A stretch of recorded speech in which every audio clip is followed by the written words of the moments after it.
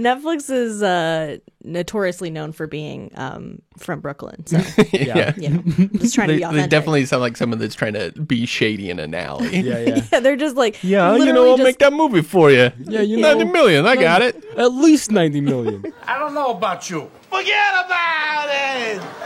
Stop saying bustin' beans. Forget about it! Stop saying that too. yeah, like walks in with like a lead pipe. Oh, it was a shame about the Paramount's kneecaps there, but you know what? We got space over at Netflix for your movie. Hey, bud. Who, me? Who, me? Right. There's a slot for you when you hit over in the Netflix menu. There's a slot right there for you. Netflix. We'll put you on trending. Don't worry about it. Yeah, don't even worry about it. Put you on Netflix trending. You'll be at least number 2. Making stuff is hard, especially in the entertainment world when there are millions of dollars on the line. And we are going to talk about these disastrous, never-ending, and sometimes dangerous productions. This is The Shit Show.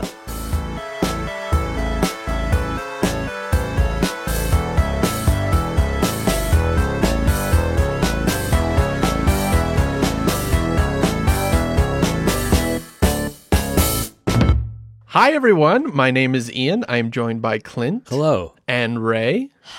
Hello. And this is It Was a Shit Show. So, on March 5th, Disney Plus debuted Raya and the Last Dragon.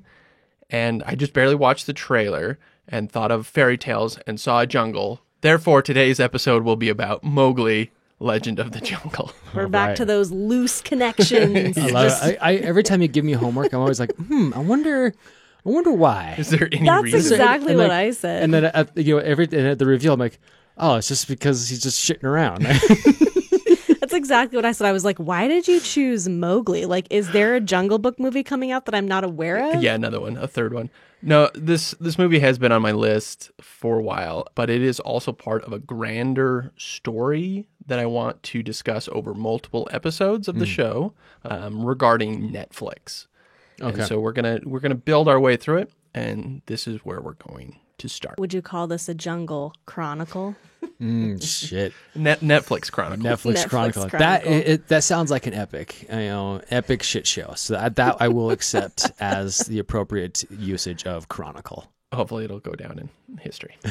Oh, and the reason why I'm so angsty at the start of this episode is because I knew going into it that it was going to make me sad. Like, I was like, do I have to watch this? Am I going to cry? And he's like, yeah, you're going to cry. And I'm like, fuck.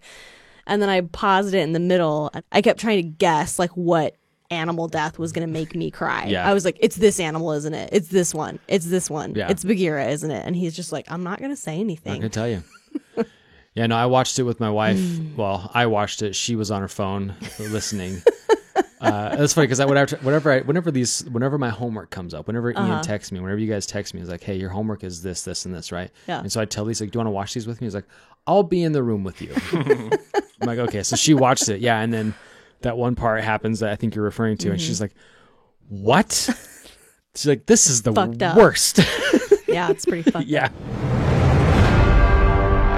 We wanted to engage much more closely with the tone of the book. It's not so much a child's fairy tale. This has a reality to it. There is real consequence. This is definitely drawn from Kipling and has a much darker approach to the storytelling. There's no singing or dancing by the animals, that's for sure. To start us off, a brief history of Netflix original films. So I'm going to kind of run through this. So they first started off with Beasts of No Nation. That was their first original film, but it was made entirely independent and Netflix bought it. It cost $6 million to make and Netflix bought it for $12 million. This is that Warlord movie with Idris Elba. Mm-hmm. So, and it was going to be released on October 15th, 2015 in theaters and Netflix the same day. So this is their very first movie and they're already doing this. The good versus the bad about this whole scenario. This is great for the filmmakers. The movie's already paid for itself. And via Netflix, more people are likely to watch it than it is in theaters. Right. But this is bad for theaters because theaters need movies. Right. to maintain their business. So yeah. generally, movie studios and theater chains have an agreement that a movie needs to be in theaters for like 90 days before it comes to home release. And theaters can make whatever amount of money they can, even if the film is a bomb. So they just, whatever tickets they can get out Right. of it.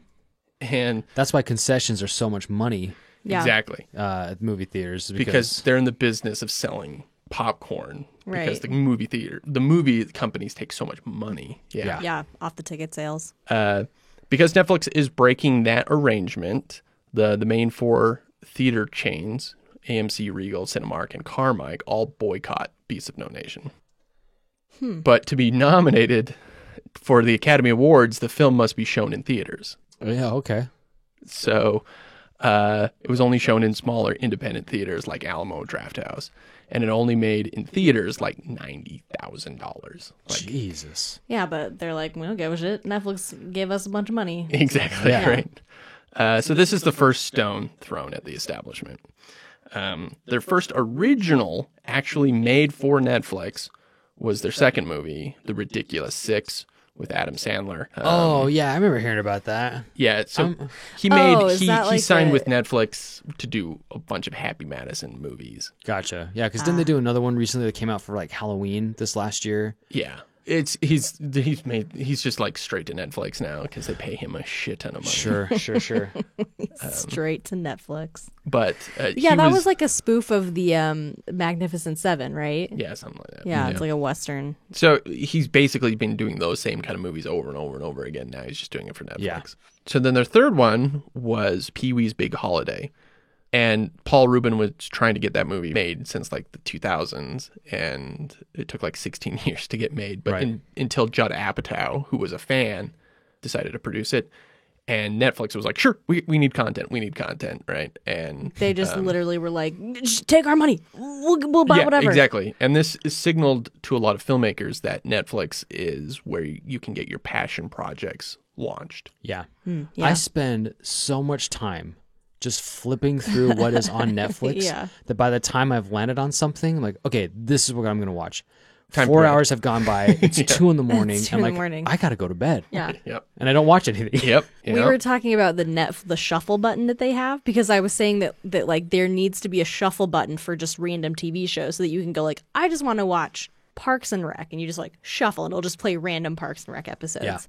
And he was like, well, Netflix has that, but it's for all of Netflix. And I was like, no. Oh, of everything that's in That Netflix? sounds Yeah. terrible. Can you imagine the just straight trash that you would like go into your eyeballs if you did the Netflix shuffle? Yeah, Like, Mowgli, Legend of the Jungle. yes, that fucking Tiger King is on there. I don't want to accidentally watch Tiger King. Like, I don't need that in my I life. started that, and in hindsight, as I'm thinking about it, I was like, the only reason that show was so big is because no one had anywhere to go during COVID. Yeah, it came right at the quarantine. Yep, and that's it. Everybody was just watching television at the Yeah. time. So when was technically their first original movie? Like, what year are we talking about? Because I So just that was feel like, Ridiculous Six. Yeah. And that was 2015. okay, I just feel like in 6 years, so much shit has happened to Netflix. Yeah, no. It's crazy. Because they started out just buying a bunch of stuff, and a lot of it's documentaries or Yeah. just smaller independent stuff. But then they started really throwing the cash to produce stuff. So this next one I'm going to talk about is Bright. So this was the Will Smith one, Okay. where he's a human cop with an orc cop. Oh yeah. Okay. So written by Max Landis, and they pull in David Ayer and Will Smith to star, and they both just did Suicide Squad, but they don't have a studio to finance it, so it goes to auction. Netflix gets into this bidding war, and Warner Brothers were like, okay, we're willing to invest $50 million to make this movie, and Netflix counterbids them with $90 million, saying at the very least we'll spend $90 million. I'm sorry. What? Wow. Yeah, this is when that was the first like big paycheck, like You ever big take- check that they threw on the floor. You ever take a deck of cards and just like pinch them so they all come flying out of your hand? Yeah. That's what I feel like Netflix is doing with everything they've With got. money? Yeah, like with their money, it's like, here you go. Just like Yeah, also There's an auction process in Hollywood. Yeah, I know. I was kind of. That is interesting. I guess if you pull in, if you made enough creative people and you pull in, and then you're like looking for a studio to get it, like, I guess that's one way of doing it. So weird. That is very weird. I want to work for that auction house. Be the auctioneer. Yeah. I've got some brighter here. Brighter $3 million, $3 million, no, 40, 50 million, 50 million. Will Smith picture. Will Smith picture. Yeah. Sold to Netflix for $90 million. For an obscene amount of money. Sold to Netflix. You weren't even close to the other bid. They said 50. You sure you're 90? 50 to 90. They've obviously 55? never 60? seen The Price is Right. You don't. You just do like $1 over. What are you doing? 90 like, we'll million. do 50 million. Like, all right, we'll do one better. 50 million and one, fucker. 50 million and $1. Because Warner Brothers was like, we'll spend at most 50 million. So like, Yeah, why was- the fuck you go up to 90? You guys. That's some BDE right there. Yeah, right. Nonsense. Netflix just walks in there just with their dick out, just waving around like, Yeah. this is me. No, really, this is like fan them. of like $100 bills. That's them showing that they're game to pay top dollar for anything For content. Yeah. Right? Movie gets pretty shitty reviews, so and nobody really like cares for it. $90 million at least piece of Yeah. shit. Yeah. So the next one on my list was The Little Prince. This is based on the 1943 book, directed by Mark Osborne, co-director of Kung Fu Panda. He took like 4 years. Took him like 4 years of pitching this to like every studio possible. It didn't really come together until Jeff Bridges signed on to do a voice, and he gets a handful of French animation studios to make it. There are two different styles of animation in the film. So this is kind of going into the weird distribution methods of like independent films. So this movie gets made. Warner Brothers distributes the film in Germany and Japan, Entertainment One in Canada, Netflix in United Kingdom, Australia, and New Zealand, Paramount in France and the United States. That stuff is really weird. Right. When you have like an So independent film like that, it's whoever will bite and whatever market they're willing to put it in. Right. Interesting. And that could be something like Warner Brothers has a really good Japan subsidiary or something like that. Right. I don't Right. know. So the original release is in France, is shown at Cannes Film Festival in the summer of 2015. But the U.S. release was set for March 18th, 2016. A week before release, Paramount pulls the movie. Not delayed, not given another date, and no reason is given. Just pulls it. 1 week before the movie was supposed to come Like, out. we're not showing this ever. Yeah, which is weird. Yeah, that is very weird. Like that would probably posters in the Yeah. theaters at that point. Where were they? Paramount was distribution for where? Here. Here. Okay. In the US. Then a few months later, it just resurfaces on Netflix, debuting August 5th, 2016. So they Weird. bought it for the US because they were doing it in Yeah, they'd already distributed it in New Zealand and the Yeah. UK and whatever. So So, was it like Netflix saw that they pulled it and was like, "Hey, we'll buy it from you"? that's my guess. Okay. There's So- nothing out there that's official or anything. Still unknown why this happened. I found some cartoon blog thing that claims that there was some fight between Paramount and the French producers, like that the producers weren't forking up something, and so Paramount just got mad and said, "No, we're not going to." So they took their ball and went home. yeah. Exactly, exactly. And Netflix bought 90 more balls. Yeah. Yeah. They're like, look how many balls we have over here. We're just flush with balls. Yeah. Come on. Netflix has got some big. We got some big balls. I love your little like Brooklyn accent there, Ray. Like, we got lots of balls over here. We got 90 balls. Netflix is notoriously known for being from Brooklyn. So, Yeah. you know, I'm just trying to be They authentic. definitely sound like someone that's trying to be shady in an alley. Yeah, yeah. Yeah, they're just like, Yeah, you know, literally I'll make that movie for you. Yeah, you know. 90 million, I got it. At least 90 million. Yeah, like walks in with like a lead pipe. Oh, it was a shame about the Paramount's kneecaps there, but you know what? We got space over at Netflix for your movie. There's a slot for you when you hit over in the Netflix menu. There's a slot right there for you. Netflix. We'll put you on trending. Don't worry about it. Yeah, don't even worry about it. Put you on Netflix trending. You'll be at least number 2. That would make sense to that trending list because that trending makes no sense. It's such bullshit. It's like yesterday, Arrested Development was trending. It's like, no, it wasn't. No, it wasn't. Okay, so to the main event, Mowgli, Legend of the Jungle. This film dates back to April 2012, so 6 years before the release, when Warner Brothers hires Steve Kloves to write and direct a live-action film based on Rudyard Kipling's The Jungle Book. So Kloves adapted all but one of the Harry Potter movies, so that's where he's coming from. Mm-hmm.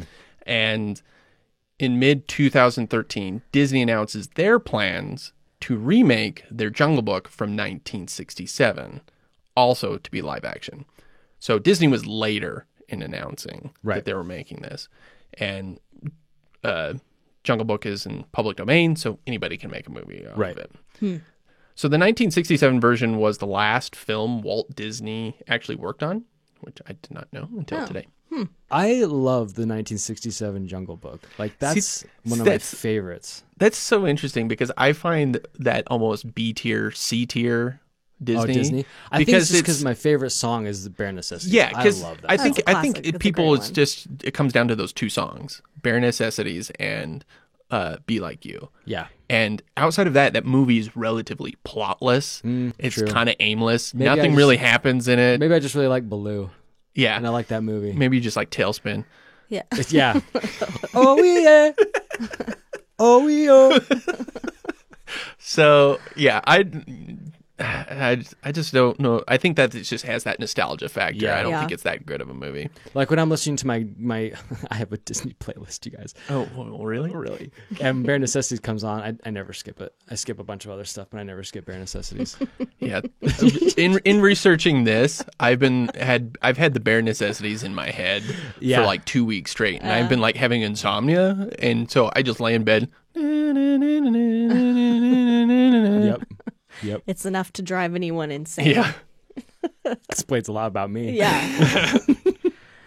Okay, so we have competing films, a Disney version and a Warner Brothers version. So Warner Brothers, in December 2013, Kloves moves to just a producer role with his daughter, Callie, writing the script. Good way of getting into Hollywood right there. Callie Kloves.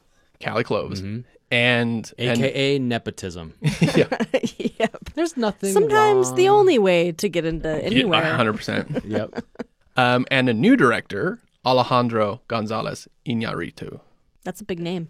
And he just finished filming Birdman. And so it's a good get for Warner Brothers. Right. But he leaves at the beginning of 2014. No one could pronounce his name. Yeah. He's like, And- I'm sorry, wait, I'm making a what kind of a movie now? And Disney's doing what? Never mind. Never mind. Fuck you, Yeah, goodbye. that's like kudos to them for like saying, you know what, we're gonna do it anyway. Yeah. Yeah. Right. Even though Disney's on its own playing field, man. Yeah. Like Disney's like, Yeah, and it's a machine. and you could Disney probably their Mowgli Legend of the Jungle movie was probably not even on Disney's radar. Yeah, they probably never thought of it. Like, Yeah, they like we're gonna do our thing, and like we're the happiest company on earth, but like really fuck everybody else. Like we're gonna do our thing, and if you want to compete with us, like go ahead. You know, Yeah. but we're Disney. And we're going to get this done fast. Fast, efficient, and that happens a lot in Hollywood where like the same property is being developed like simultaneously at different studios. Yeah, a couple years ago there was and- like 3 or 4 different Snow White things going Yeah. on. Yeah, exactly. Yeah, like it actually that's a topic I have on For later. my board Snow White is and the Huntsman. twin films. Oh yeah, and it's really fascinating because like they already did Jungle Book. Did we need this Mowgli movie? And it's like they were both being developed at the same time. Movies take a fucking long time to make, and then even if one of them is slightly different, like the studio is going to be like, well, we'll just like we might as well just release it. And yeah, you could say, did we need Mowgli and Jungle Book? No, we didn't. But like here we are. We've got both of them. Yeah. You know. Okay, so Ron Howard is then in talks to replace, and that falls through. And then a month later in March, Did Ron Howard just be like, wait, Disney's doing Jungle Book with Jon Favreau? I'm good. Fuck thanks. Yeah, I'm good. Yeah, I'm no, out. no, thank you. No thanks. So then a month later, Andy Serkis signs on to direct, and this is his directorial debut. And he done like a second unit on The Hobbit. So like he has experience behind the camera, but it's kind of like a cool, like, oh, Andy Serkis? Like everybody loves Andy Serkis. Yeah. Like he's so good. And if there's one thing we know about Andy Serkis, he fucking loves making people into animals. Yeah. Fucking loves it. Yeah. So August 2014, both versions announced their cast.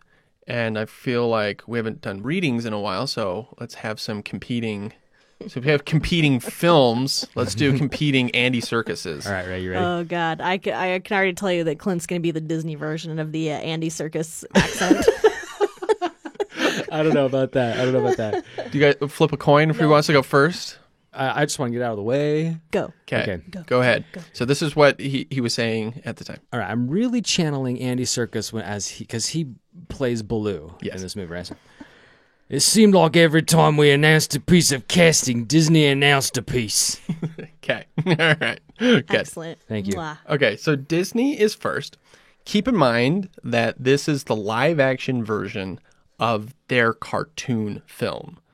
Okay, so Neil Setti as Mowgli, his first film. Ben Kingsley as Bagheera, the Black Panther. Idris Elba as Shere Khan, the Bengal Tiger. Scarlett Johansson as Kaa, the Python. Lupita Nyong'o as Mowgli's adopted mother, wolf mother, and Giancarlo Esposito as the wolf pack leader.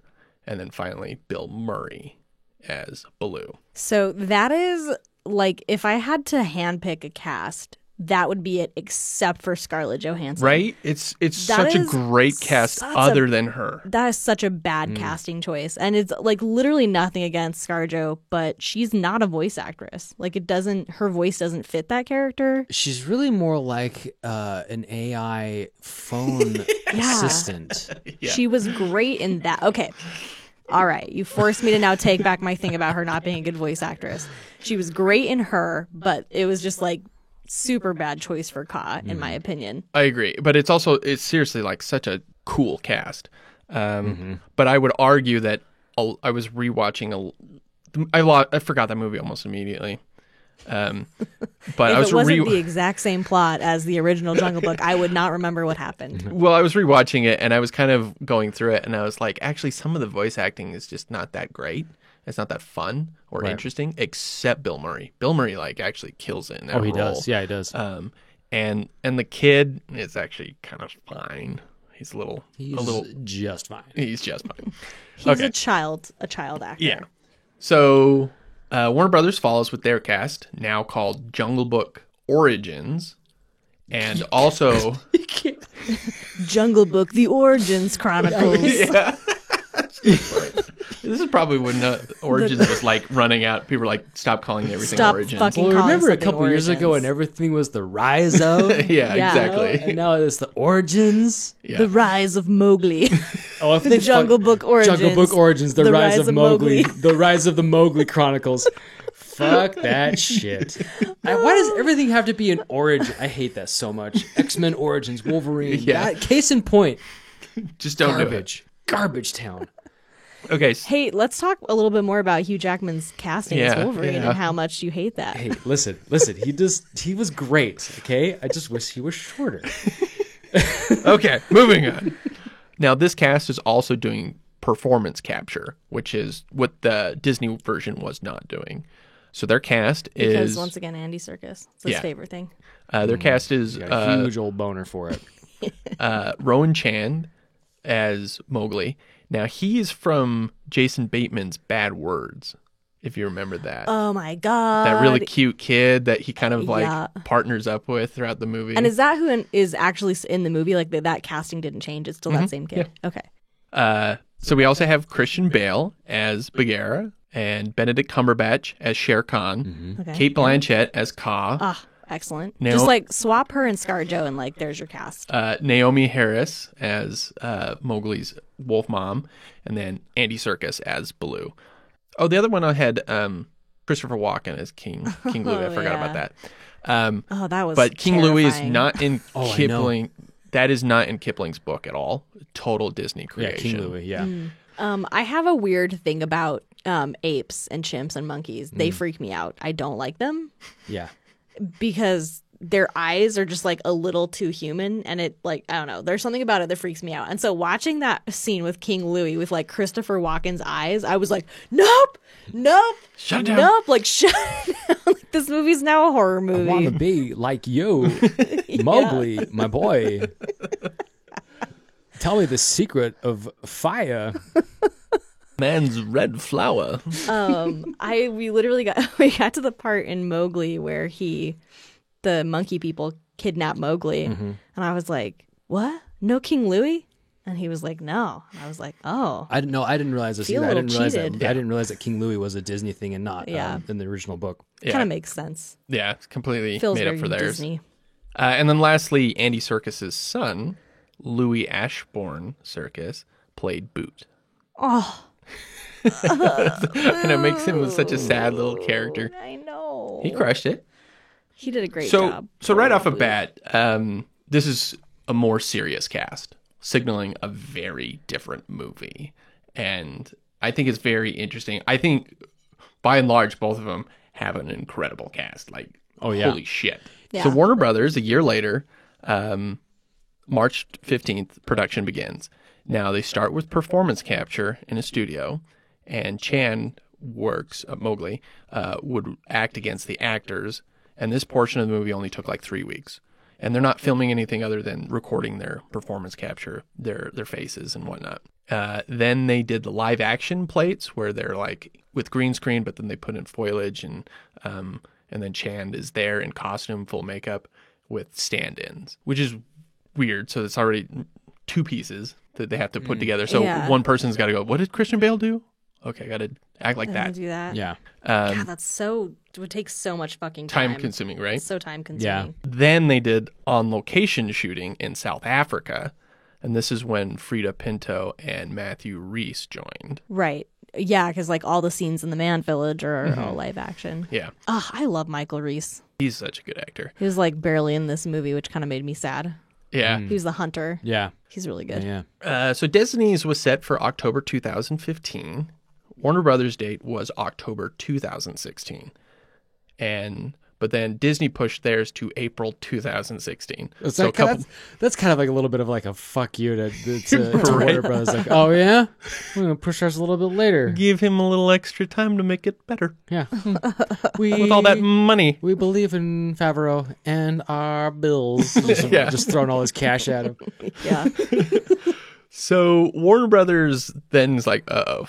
So they pushed theirs until October 2017. So they pushed it a full year. Full year. Okay. And then, so Disney's comes out April 15th, 2016. Has a modest opening weekend, but it has this huge word of mouth and goes on to make 966 million worldwide, just under $1 billion. Now, Jesus Christ. I am probably one of the biggest Disney fans that you know.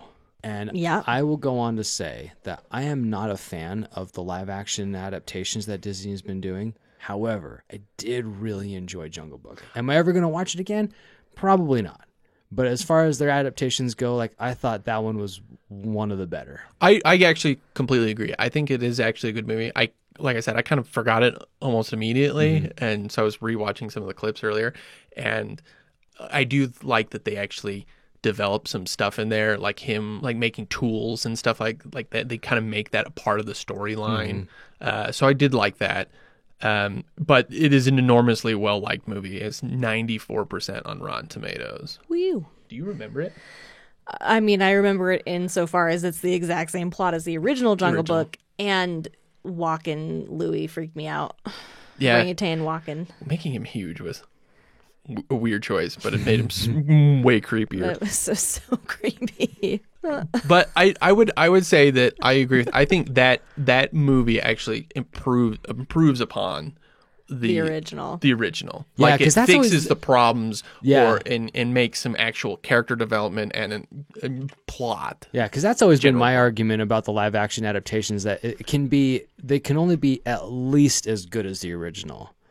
Whereas I feel like with the Jungle Book, it was as good, and then like you're saying, it fills in a little bit. But every other adaptation like that we've seen, Beauty and the Beast, Aladdin, Maleficent, all those other ones that they did, it's not going to be as good. It's going to be at the very most as good, if not worse, than the original. But like, even we're going to talk about, we'll hold off on Lion King until the end.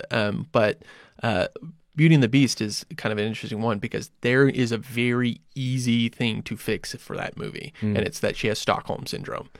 And Yeah, like you could have really empowered Belle and made her a much more interesting character and a much kind of a more like feminist icon. Yeah, exactly. But Yeah. they just went the exact same way as the cartoon. Right. And that is the only part of that movie that doesn't really kind of hold up. It kind of makes her seem like she's in an abusive relationship. And they just kept it that way. And it was like, no, that was your chance to fix that. Yeah.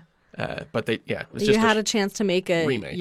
one of your Disney princesses more interesting. Yeah. Yeah. So the movie is huge. Disney's version is huge. And it's like Warner Brothers is like, how can we compete with this? We just shit the bed. Yeah, and we've probably sunk a ton of money into it already, right? Yeah. I mean, they pushed it twice. Yeah, and they're just like, oh my God.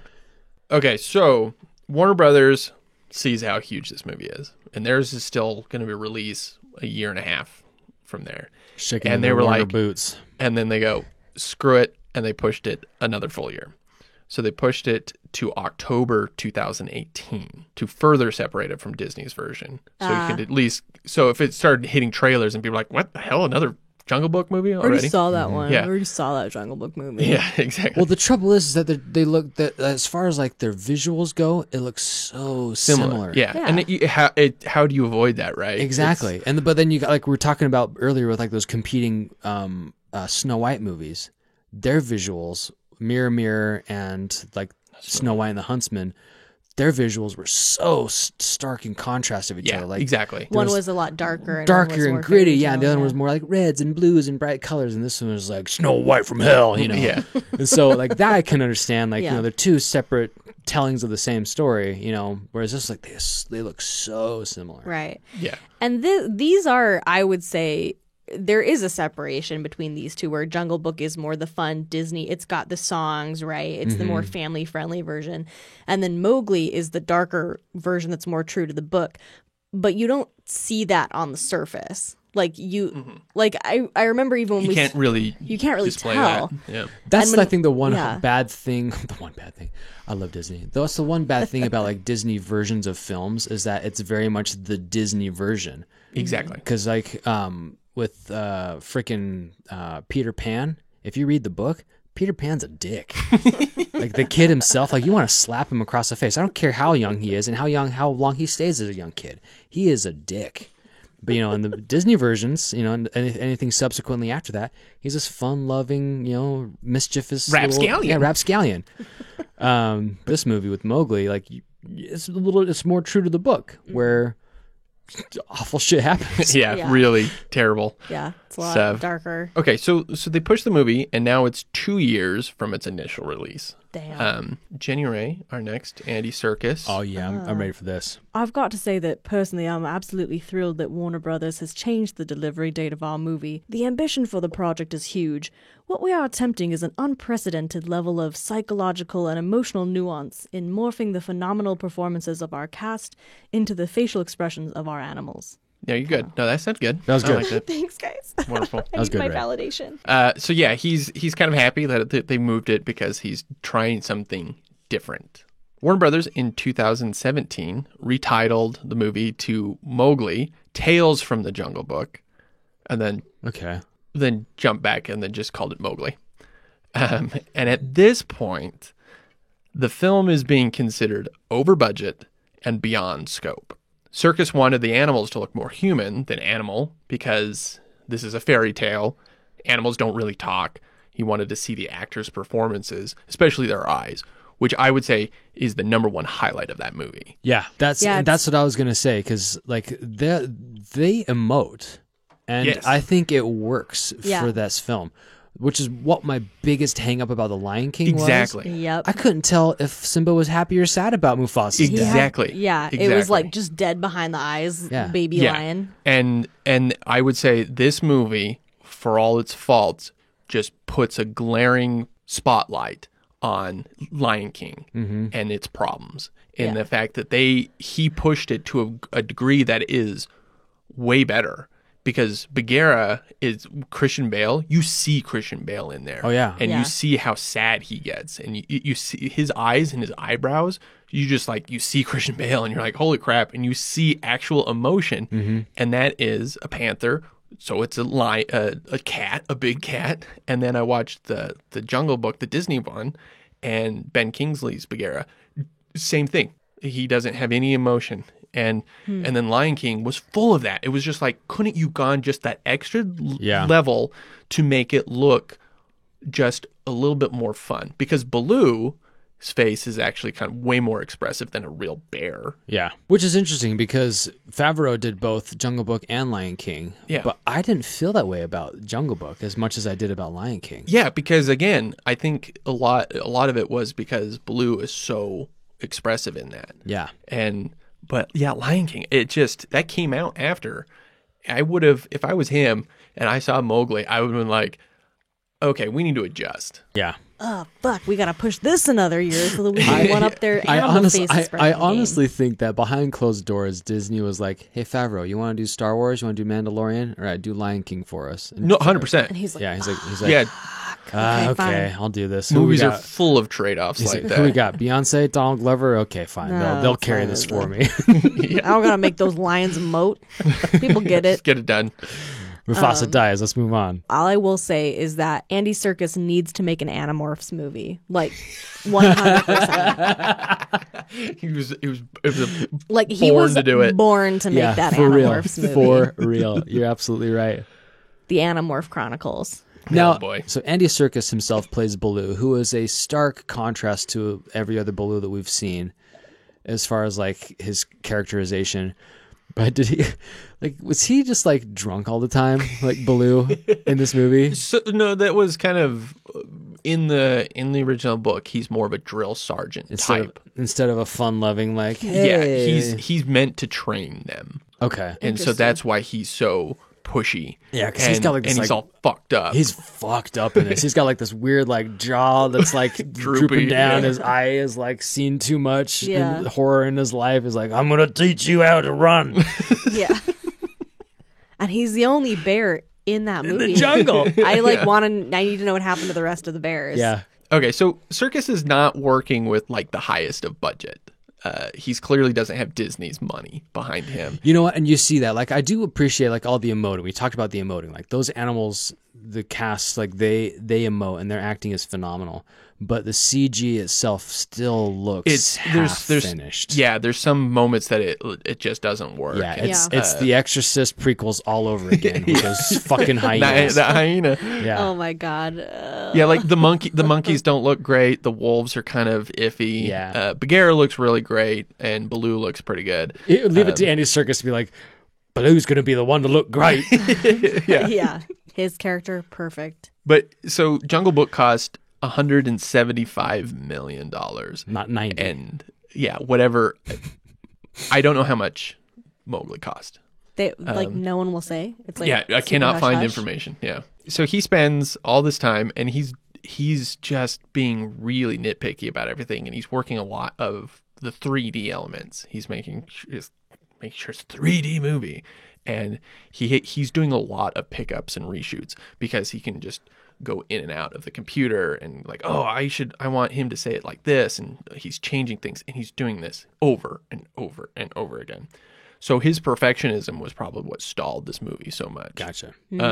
Warner Brothers starts worrying about the viability of this whole thing. Like, Yeah. You've already got Disney's that's been released for 2 years already. Right. yeah, and just They're like, bro, people were so over the Jungle Book. Yeah. Like that's so 2 years ago. yeah, No one we're gives a shit. Moving on. So then Warner Brothers brings in Alfonso Cuarón to come in to advise for a few weeks and just to kind of look over the project. And apparently he was there And he to just says, it's shit, and then walks out. yeah. Well, apparently he was there to adjust the film to be more family friendly. And at that point, It's an in that interesting choice. stage, I know from him, and at that point, it was like not impossible. Yeah, because this movie, if you watch this movie, if you're listening to this podcast or watching this on YouTube and you haven't seen this movie, just know that this is not a kids movie.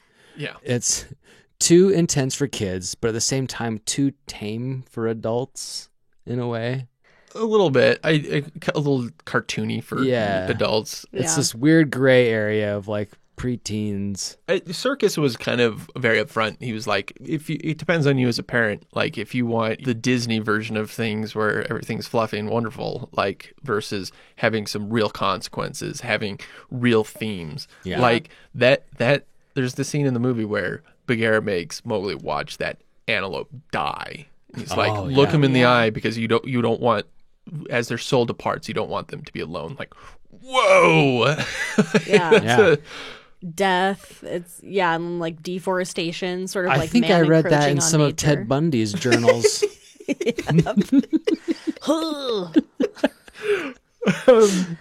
Okay, so the first trailer for the movie appears in May of 2018. Has a very tepid response. Why are we getting another Jungle Book for main moviegoers? Here's another one. Yeah, because from the consumer, the regular Joe, they're not fully aware that these movies were being produced and announced at the same time. Like, there's like, why are they doing this? Why are they doing it again? Yeah, from their point of view, like the Jungle Book came out and then they started making this movie. Yeah. And it's like, nah. The quality isn't nearly as good. The facial animation puts off a lot of people. They're like, what? Like, especially Blue. Blue looks really weird. Yeah. It's definitely a little bit unsettling at times, because there were some times where the animal faces looked very human. And then it would like go back to looking like a panther, you know? And then it would be like you're watching Christian Bale like in a panther suit. And it's like, what? I felt that way about everybody. Like Benedict Cumberbatch as Shere Khan, he's great, right? You can hear Benedict Cumberbatch, and he's just got such a great voice for all that sort of stuff. But his face looked very Shere Khan's face looked very flat. It was very different. Yeah, it was kind of strange. I don't really see Benedict in there, but I would say that he puts way more into his performance than Idris Elba did. Right. Like the way he growls at things. It was way more interesting. Mm-hmm. Yeah. Okay, so Warner Brothers is getting scared. They're like, what the hell? So just when Circus he's finalizing the cut of his film, Warner Brothers, tying back to what we were talking about before, what did they do? Sold it to Netflix. In July of 2018, without telling Andy Serkis. Whoa. Oh my God. How pissed was he? Okay, I so bet he was so pissed. Andy Serkis. Of course I was shocked.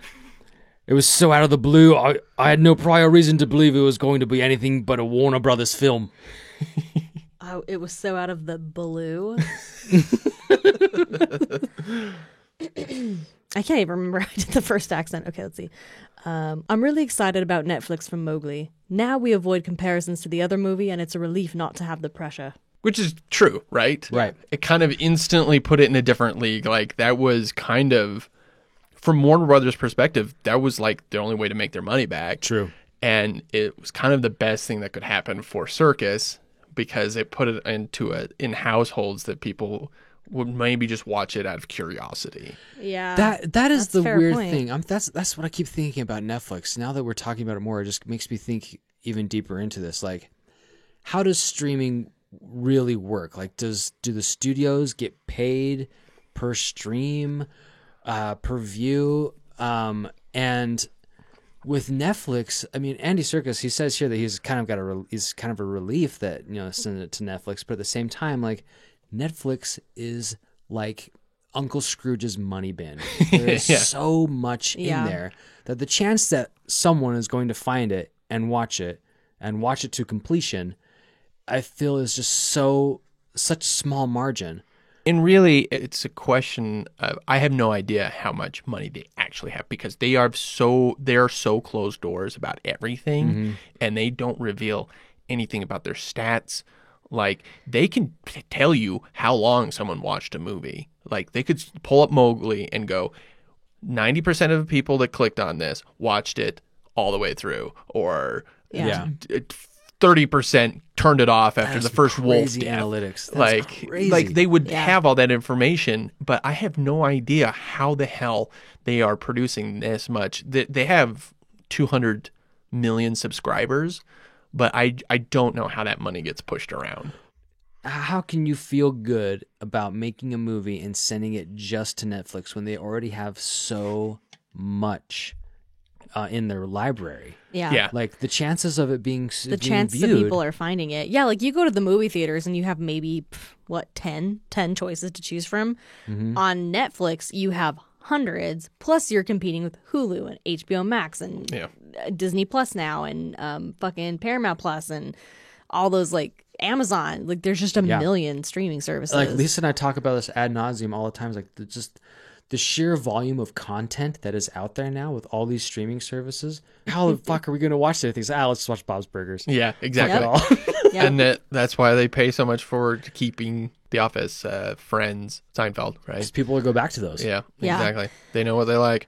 So let's table that because we're gonna come back into that whole thing about Netflix. We're gonna Pandora's just box talk with about that Netflix. bitch. And I'm gonna push that one down the road a little bit. I'll So- suppress everything I'm trying to get out. Just suppress it. So there's no information about how much this movie cost, and no idea how much Netflix paid for it. If I were to guess, 100 million, maybe more. That's how much Netflix paid for it. Yeah, I have no idea. So in November, it was given the name of Mowgli, Legend of the Jungle, and a theater release of November 29th, 2018. And I'm assuming this is just so places that would show in 3D. And then a streaming date of December 7th, 2018. So wait, it releases at the end of November in theaters as And then Mowgli, Legend of the Jungle? that's the full title of the movie. But it does not say that throughout the entire movie. Yeah. I was It like, opens what? up with Mowgli and it ends with the Mowgli, title card yeah. of Mowgli. It doesn't say Legend of the So Jungle. they just really? wanted to put it out in theaters to get that 3D, those 3D monies. No, again, it's going back to if that movie was great, and then suddenly the Academy. the came Academy's knocking. interested. Yeah, it was in theaters. They get that little Gotcha. nod. 53% on Rotten Tomatoes, so not really well liked. That's fair. I that's mean, I right. feel like that 53% is purely for the motion capture and voice acting.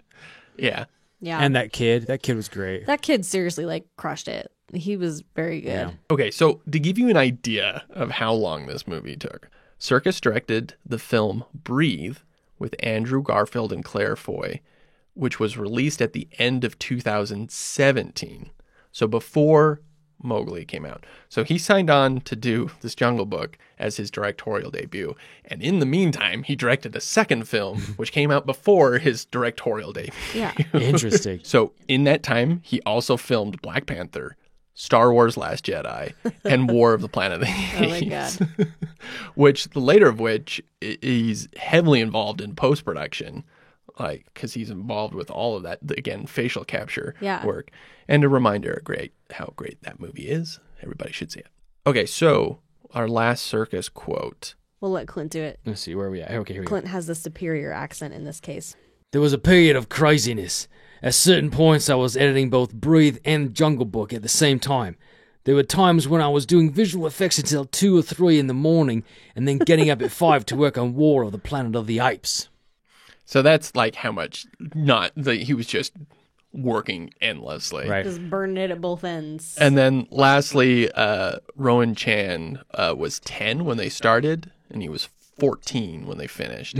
And again, all those little pickups he was doing, he had to sit there and he had to hide him growing up, which actually I didn't really notice. Yeah, I notice was going to either. say I didn't notice either. Yeah. You know, looked the they same. could have played into that though and made it like seem like he was in the man village a little bit longer. But I mean, Yeah. whatever. Or, I mean, what could have been a pickup shot from the very first scene. Okay. Worth it. I mean, It's hard to say because you want to root for the underdog. Yeah. Right. I mean, don't Yeah. get me wrong. I love Disney, but at the same time, like you want the underdog, to win or at least to have something good to show for it. I just wonder if the actors that signed on to do the voice acting and the motion capture, the facial recognition stuff like that, like you wonder if like when they signed on for it, if they were like, should I have really signed on for it? You know, and because you're not going to look back at that and be like, oh, you know, like, oh, my favorite Christian Bale movies. Oh, we got Batman, we got The Machinist, you know, we got Mowgli. Like, no one's ever going to throw that in there. Nope. You know what I mean? No. Like, you're going to put Newsies in front of that. You know what I mean? Yeah. So, I mean, it's worth it in the sense that I think Andy Serkis deserves to be in the director's chair, you know, and to at least get some of that under his belt, so he can kind of get the feel for like what it is like to direct a movie, because you know obviously he did Breathe and these other movies during it. So I mean, maybe it's worth it just to further that technology and to get Andy Serkis more experience, but I'm never gonna watch it again. Yeah. And if my kids want to watch it, like, just look, let's watch Jungle Book. Let's watch Jungle Book. Let's watch Christopher Walken. That's a giant ass monkey. Yeah, I don't know. I don't feel like it really gave us anything. So I agree with you about the underdog thing, right? Like anyone who's just like, we're going to go up against Disney and fucking make the same movie, but try to do it better, but different. It's like, oh, Godspeed, sir. You are a brave man. But I don't think that movie gave us anything. It didn't give us a breakout performance. Like, yeah, we talked about the kid. He was great. But you knew him more from Bad Words, which, yeah, like, I mean, so who, like, maybe that will launch that kid's career, which is great for him. which I hope it does. Yeah, but like, I feel like Andy Serkis, he was destined for the director's chair anyway. It didn't give us anything really new, and it didn't really give us any innovation as far as like the facial capture or facial performance. Like the Planet of the Apes trilogy just fucking blows this movie out of the water as far as that is concerned, right? So it's like it didn't even give us anything really cool technologically. So I kind of just feel like it wasn't really worth it, because it's just sort of like a wet fart of a movie a little bit. Yeah. I would say, so a couple of things. I think first off, the movie it seems to be edited with a jackhammer, because there's some shots in there you're like, what the fuck just happened? That's like the not part where how you edit? the ending with Shere Khan, like that last moment, that last jump scare. Yeah. It's like, what? Oh, what? Like there's a lot of moments in that movie where it just doesn't seem to be working. Everything with Ka just like was a jumbled mess to me. So outside of that, I actually think that if this movie was actually really good, it would have proven a point. And that is that these fairy tale movies with actual themes and issues and learning about life and death, if he stuck that landing, it would have proven that Disney doesn't need to be the one that has to control all of these stories and put it through the Disney grinder. Right? I feel like the movie kind of halfway when he joins the village, it loses his connection to Bagheera and Baloo. They're like not even in it for the rest of the movie, or the wolves. Like they're kind of in it for like the final battle, but like, and then it just kind of ends. And so you never feel like there's a connection. It never like peaks with them emotionally or like a character wise. So it kind of, I think the first half is way stronger than the last half. I do think it has one of the most jaw-dropping, shocking moments that I've ever seen. The taxidermy scene. Oh yeah. That just, oh my God. And that character is created for the movie. And I think, that character is created for that moment. I literally said to him, I was like, I paused the movie and I was like, okay, here's my hit list. It's Boots is at the top, and then it's Bagheera, and then Baloo, and then the mom, his mom Wolf. And I was just like, because you can't put a little albino, like special disabled wolf puppy in a movie and not expect that thing in a movie like this and not expect that thing to end up dead. Like, I'm sorry. Like, it's just like, and he's like, I was so shocked. And I was like, it was so fucking obvious to me, because they just like, but not in that way. That's very true. The way in which you discovered the death of Boot was horrifying. Yeah. And the last time he was alive, the last time we saw him, where he was being Mowgli chews him out. Yelled at it. Saying that he's different. And you're not special. You're just special. You're garbage, basically. He tells him he came out wrong. Yeah. Oh, and then I was next like time you see him, he's bawling during that. He's scene. a head on a stick. Spoilers. Lisa's like, so fucked up. So Lisa's like, what is this movie? It's not a kid's movie. It's not. But I don't know. It just, I feel like there's something to say that I wish this movie had landed so well to prove a point. So, No, but I hear you though. It's like, yeah, you want the David to go up against the Goliath of Disney and like win, but it just like didn't happen in this Yeah, case. exactly. And so then you're And at like, the same time, I'm over here like, Disney's great. I love all that they do. where's that Kool-Aid? Let me drink some. Yep, exactly, 100%. I cannot wait for Disneyland to reopen again. Oh my god. So, and then going back to, I do think that, like, again, he proved that you need to use the facial animation, and that's why Lion King failed. Yeah, you need to use that facial animation to make these animals emote, but at the same time, you cannot let them end up like the animals from The Exorcist. Like, you got to marry the two. it's a fine line. You know, but instead we got some weird flat-looking Shere Khan face with giant lips, Ka. Really, really looking forward to that Animorphs movie though. He's gonna have it really dialed in by then. So Is gonna be Andy great. Serkis on Twitter? Let's tweet at him right now. Andy Serkis, you should do Animorphs. Just watch Mowgli. Good try. good try. Better luck next time on the Animorphs movie. Love, Clint.